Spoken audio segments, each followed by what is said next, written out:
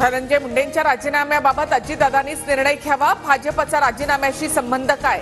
आमदार सुरेश धस यांचं वक्तव्य। धनंजय मुंडेंच्या राजीनाम्यासाठी दबाव वाढला। अजित पवार मुख्यमंत्री देवेंद्र फडणवीसांसोबत चर्चा करणार।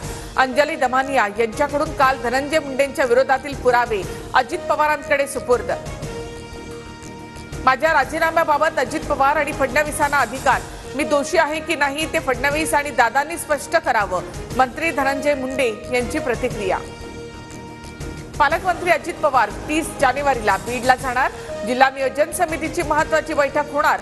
पालकमंत्री पदाची सूत्र हाती घेतल्यानंतर अजित पवारांचा पहिल्यांदाच बीडचा दौरा। मंत्री धनंजय मुंडे 2 दिवस दिल्ली दौऱ्यावर। आज रात्री दिल्लीमध्ये दाखल होणार। 2 दिवस दिल्लीमधल्या बैठकांना मुंडे उपस्थित राहणार। सरपंच संतोष देशमुख हत्या प्रकरण फास्ट ट्रॅकवर चालवा। आरोपींना फाशीची शिक्षा झालीच पाहिजे, धनंजय मुंडे यांची मागणी। बीड प्रकरणातील फरार आरोपी कृष्णा आंधळे सोबत घातपात झाला असावा। फरार कृष्णा आंधळे आता सापडेल असं वाटत नाही। आमदार संदीप क्षीरसागरांकडून शंका व्यक्त।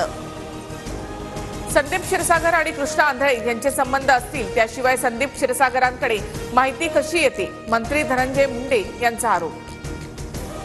किरकोळ गुन्हा पोराला सोडून द्या, मी बीडचा बाप, वाल्मिक कराड आणि पोलीस अधिकाऱ्याची audio clip viral. TV9 Marathi audio क्लिपची पुष्टी करत नाही। वाल्मिक कराडच्या ऑडिओ क्लिपचं प्रकरण खूप मोठं। भाजप आमदार सुरेश धस 2 दिवसात खुलासा करणार। ऑडिओ क्लिप बाबत भरपूर माहिती असल्याचा धसांचा दावा।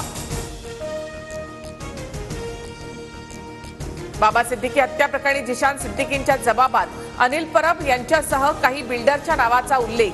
परब एसआरए प्रकल्पात स्वतंत्र बिल्डर आणण्याचा प्रयत्न करत होते, जिशान सिद्दीकींचा दावा। जिशान सिद्दीकी यांना काही तक्रार असेल तर त्यांनी पोलिसांकडे दाद मागावी। पोलीस संपूर्ण प्रकरणाची चौकशी करतील। सिद्दीकींच्या जबाबावर अनिल परब यांची प्रतिक्रिया। स्थानिक स्वराज्य संस्थांच्या निवडणुकांबाबत सुनावणी लांबणीवर। सर्वोच्च न्यायालयामध्ये 25 फेब्रुवारीला सुनावणी होणार। प्रकरण पुन्हा एकदा मेन्शन केलं जाणार।